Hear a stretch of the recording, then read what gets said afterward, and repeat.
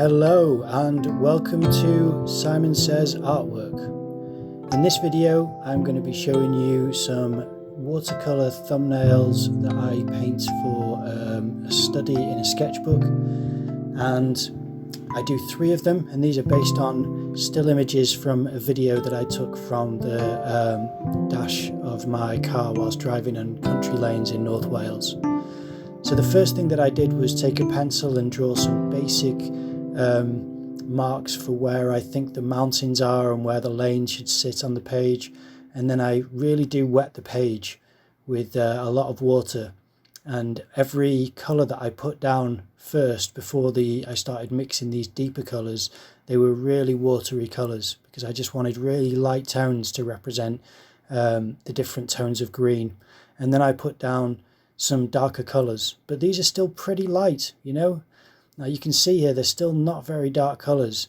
I do make several mistakes, but I try to learn from the principle of doing really watery colours first and building them up bit by bit with less water in the mix, and that's how you get a good contrast. So that was the first box, and I try to add to the sky because there's bits in the tree there, but there's also, you know, a really kind of greyed out sky, but there are bits of the parts of the background that you can darken, and parts of the path that I'm driving on the country lane, but trying to keep it really subtle still.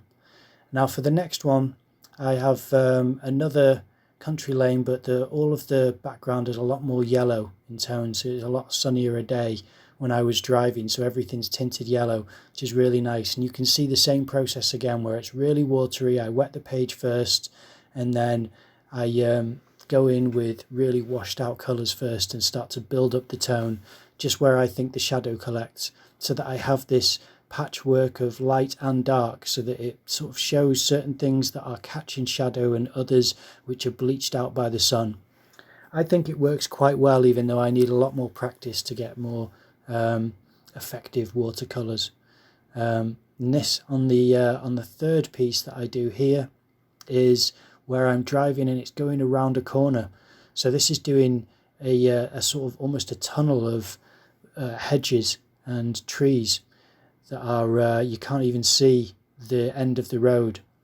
So I'm trying to get a lot of depth into this picture by going darker in the foreground and lighter in the background.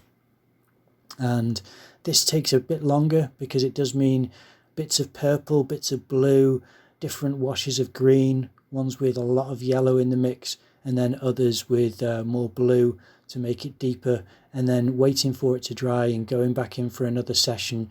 I do the shadow on the road, which I keep as purple, and then I just try to keep pushing it forward with darker details in certain parts. But this is something where you have to be patient and wait for things to dry, otherwise it will just bleed and you won't be able to get in the detail that you need.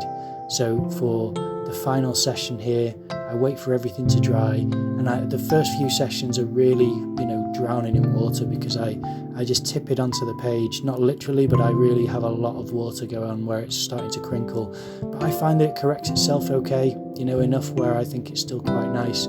So these last few stages, you have a lot less of that. But there we go. That's how I approach the watercolour studies. I hope you enjoyed this. Please leave a like, a comment and subscribe. Okay, thanks.